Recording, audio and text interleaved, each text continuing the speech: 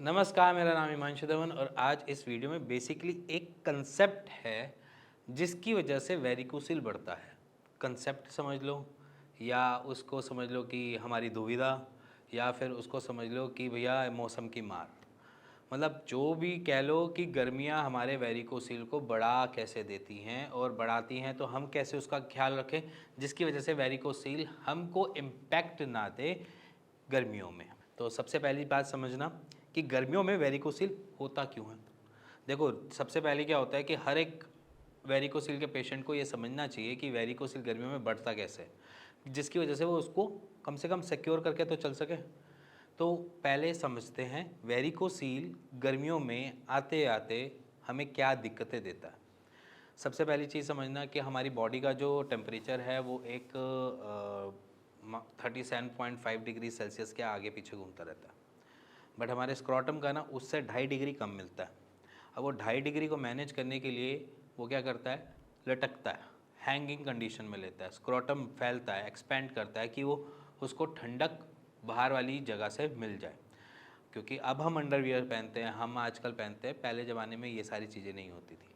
तो पहले क्या करते थे कि वो ओपन रखते थे, तो उसकी वजह से क्या होता था, वो ठंडक बाहर से लेते थे। तो इस वजह से ठंडक बाहर से लेने की वजह से वो कॉन्ट्रैक्शन और रिलैक्सेशन पे स्क्रॉटम अपना फिनोमेना काम करता ही करता है और उसको करना ही पड़ता है। तो 2.5 डिग्री का जो डिफरेंस है ना, उसको लेने के लिए, उसको अचीव करने के लिए वो रिलैक्सेशन पे जाएगा, जिसकी वजह से बाहर से वो ठंडी हवा ले सके या ठंडी एनवायरनमेंट ले सके। और अगर उसको ज़्यादा टेम्परेचर चाहिए तो शरीर की तरफ चिपकेगा। क्या? शरीर की तरफ चिपकेगा। जैसे सर्दियों में देखते हो कि स्क्रॉटम हमेशा ऊपर की तरफ रहता है, वो इस वजह से क्योंकि वो शरीर से गर्मी लेना मांग रहा होता है। तो बेसिकली ये एक नॉर्मल शरीर का भाग का तरीका है अपने आप को सेटल करने का। अब इस चक्कर में क्या होता है, गर्मियों में हमेशा वो हैंगिंग मोड पे रहता है, लटकन मोड में रहता है, एक्सपेंशन में रहता है कि वो बाहर से गैदर करे और अपने टेस्टिस का टेम्परेचर मेंटेन करे। बट इसी प्रोसीजर के चक्कर में गर्मियों में ये हमारे साथ दुविधा क्रिएट कर देता है, क्योंकि वो जब लटकने लगता है वो टेम्परेचर मेंटेन नहीं हो पा रहा होता, क्योंकि हमारी वॉल्स ख़राब होती हैं। जब हमारी वॉल्स ख़राब होती हैं तो वो टेम्परेचर ना मेंटेन करने के चक्कर में और ज़्यादा लटकता है और ज़्यादा हैंग करता है, और जब वो और ज़्यादा हैंग करता है तो वो लोड डाल रहा होता है और वेन्स पे, जिसकी वजह से वहाँ पर रिफ्लक्सेस ज़्यादा बनते हैं। मान के चलिए एक पत्थर आपके धागे के साथ लटका हुआ है और वो लटका हुआ है कि जिसको हम मैनेज कर सकते हैं, उसको एक सपोर्ट दे सकते हैं नीचे से। तो क्या होगा, ऊपर नीचे हम कर सकते हैं, बट जब वो ज़्यादा टाइम तक लटका रहेगा वो धीरे धीरे धीरे धीरे धीरे करके उस पर एक लोड डालता रहेगा। और जब वो लोड डालता है तो वो धीरे धीरे क्या होता है, धागा थ्रेड ब्रेक डाउन करता है, थ्रेड वहाँ से कुछ ना कुछ टूटेगा। वैसे ही सेम सिनेरियो होता है, जब वो हैंगिंग मोड पे जाता है तो वेन्स पे और ज़्यादा लोड पड़ता है, और वेन्स पे जब और लोड पड़ता है तो हमारी वेन्स की जो ऑलरेडी वॉल्स ख़राब है उसको वो और ज़्यादा डैमेज करता है। और उसके साथ एक और चीज़ चालू हो जाती है, वो है रिफ्लक्सेस, जो ऑलरेडी ही पहले डैमेज कर रही थी वो उसको और तेज़ी से डैमेज करना चालू कर देती है, जिसकी वजह से वेरिकोसिल की एक्सपेंशन जो है वो बढ़ जाती है। और उस बढ़ने की वजह से हमारा डायमीटर भी बढ़ता है, हमारा पेन भी बढ़ता है, हमको सारे सिम्टम्स भी आते हैं और दर्द, एक्सपेंशन, सारी चीज़ें वहाँ से जुड़ जाती हैं। अब हम उसको ठीक कैसे रखें? अब ठीक रखना बहुत आसान है। मैं अपनी हर वीडियो में बोलता हूँ कि सपोर्टर डालो, सपोर्टर डालो, सपोर्टर डालो।